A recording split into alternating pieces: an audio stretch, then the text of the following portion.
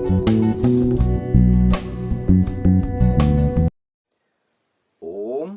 नमस्ते जी। 58वीं श्रव्य कणिका उत्कृष्ट शंका समाधान। मानव मन को आंदोलित करने वाले लौकिक पारलौकिक प्रश्नों के सटीक उत्तर समाधान करता है स्वामी विवेकानंद जी परिव्राजक। संपादित किया है पुस्तक को डॉक्टर राधा वल्लभ चौधरी MBBS जबलपुर द्वारा।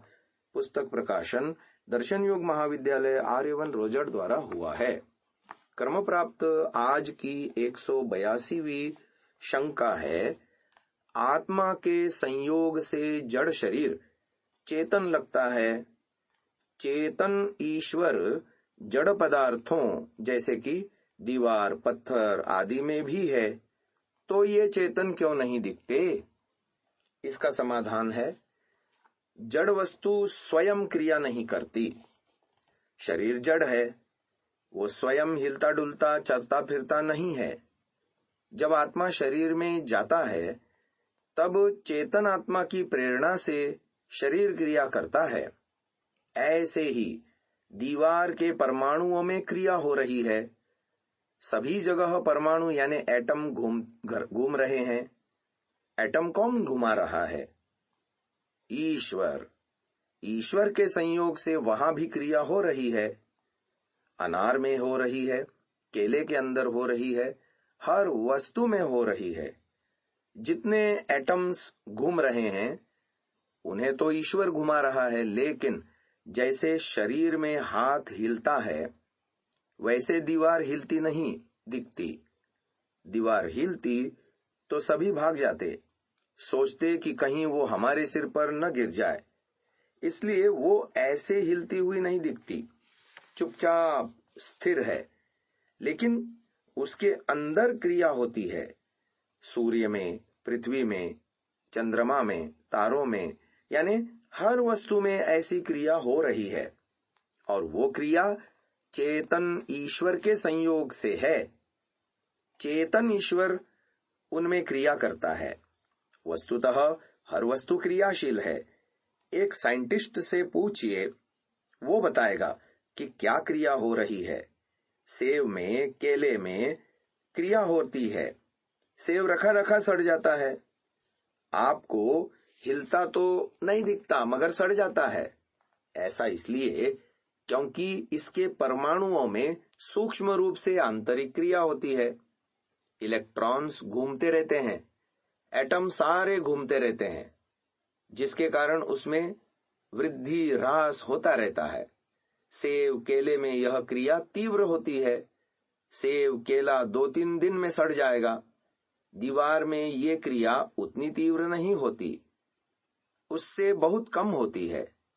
दीवार को टूटने में 100-200 साल लग जाते हैं। इसमें ज्यादा समय लगता है। प्रत्येक पत्थर, दीवार आदि पदार्थों में गति क्रिया होने के कारण ही वे पदार्थ धीरे धीरे नष्ट हो जाते हैं। और यदि आप यह चाहते हैं कि दीवार आदि पदार्थ भी चेतन ईश्वर के कारण चलने फिरने लगे, जैसे आत्मा के कारण शरीर चलता फिरता है, तो व्यवहार करना ही कठिन हो जाएगा, क्योंकि ईश्वर तो सभी वस्तुओं में है। तब सभी चीजें चलने लगेंगी तो आप अपना सामान यानी रुपए, सोना, चांदी, बर्तन, बिस्तर आदि जहां रखकर ऑफिस जाएंगे, और जब शाम को ऑफिस से लौट कर आएंगे तब आपका सामान आपको वहां मिलेगा नहीं जहां आप रखकर गए थे। सुबह से शाम तक आपका मकान यानी घर भी 5-7 किलोमीटर दूर चला गया होगा। अब बताइए, आपका जीवन व्यवहार कैसे चल पाएगा? अगली 183वीं शंका है, आदिकाल से सृष्टि की उत्पत्ति और प्रलय होता चला आ रहा है, तो क्या इससे यह मान सकते हैं कि उत्पत्ति व प्रलय का जो क्रम है, कभी उसकी शुरुआत हुई होगी और इसका अंत भी आएगा? क्योंकि हर कार्य की शुरुआत और अंत होता है। इसका समाधान स्वामी जी कर रहे हैं। वर्तमान सृष्टि उत्पन्न हुई, वर्तमान सृष्टि का अंत होगा। इससे पहले एक सृष्टि थी, उसके पहले भी एक सृष्टि थी, और उससे पहले भी थी। जितना पीछे पीछे चलते जाएंगे, पीछे पीछे उतनी सृष्टियां पाते जाएंगे। सृष्टि और प्रलय का यह जो क्रम है, इसका कोई प्रारंभ नहीं है। पहली सृष्टि नाम की कोई चीज नहीं थी। जब भगवान ने पहली बार सृष्टि बनाई हो, ऐसी कोई सृष्टि नहीं है। यह अनादिकाल से सृष्टि बनती आई है, इस बार भी बनी है। प्रथम सृष्टि कोई नहीं है। यह बात बुद्धि में बड़ी मुश्किल से बैठती है, कम बैठती है। अच्छा, एक सिरे की बात समझ में नहीं आई, अब दूसरे सिरे की बात करेंगे तो शायद समझ में आए।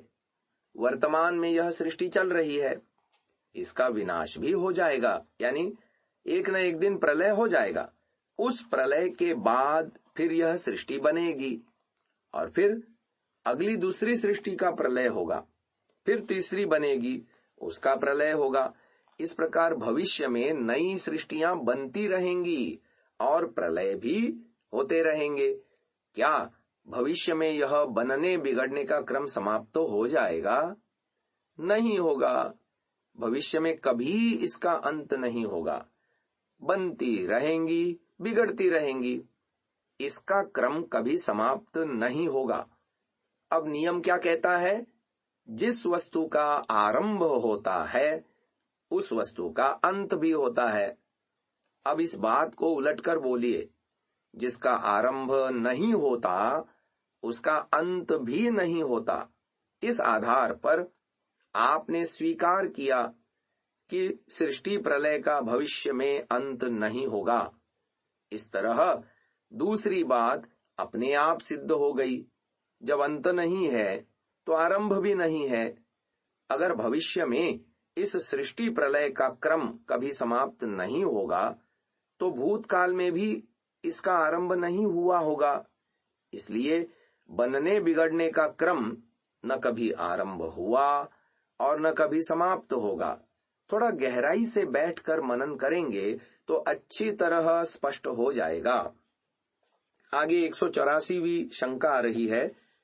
सब मनुष्यों को सामाजिक सर्वहितकारी नियम पालने में स्वतंत्र रहना चाहिए और प्रत्येक हितकारी नियम में सब परतंत्र रहे। क्षमा चाहता हूं, प्रिंटिंग मिस्टेक है। सब मनुष्यों को सामाजिक सर्वहितकारी नियम पालन करने में परतंत्र रहना चाहिए और प्रत्येक हितकारी नियम में सब स्वतंत्र रहें। इस नियम का क्या अर्थ है? समाधान किया है। देखिए, हमारे जीवन जीने के दो भाग हैं। एक हमारा व्यक्तिगत क्षेत्र है, दूसरा सामाजिक। व्यक्तिगत क्षेत्र में हम स्वतंत्र हैं, जबकि सामाजिक क्षेत्र में हम परतंत्र हैं। 10वें नियम में यही बात तो कही गई है।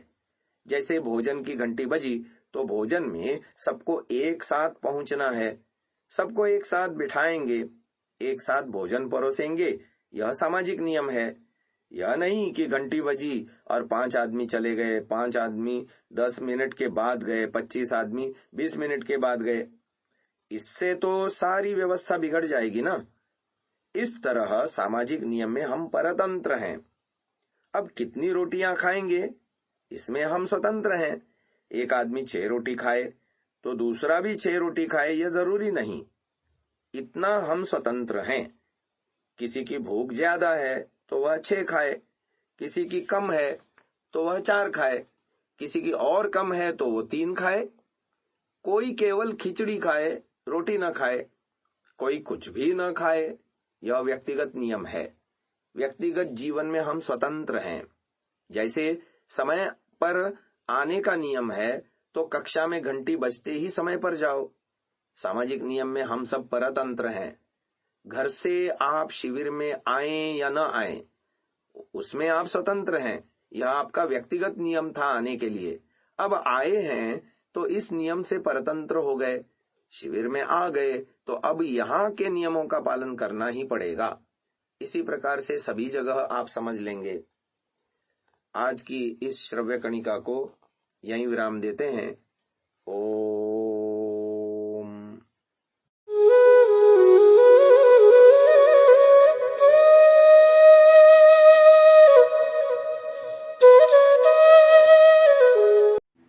डाउनलोड सांसा ऐप, आरवीरदल ऐप, विजिट sansa.org, rvirdal.in।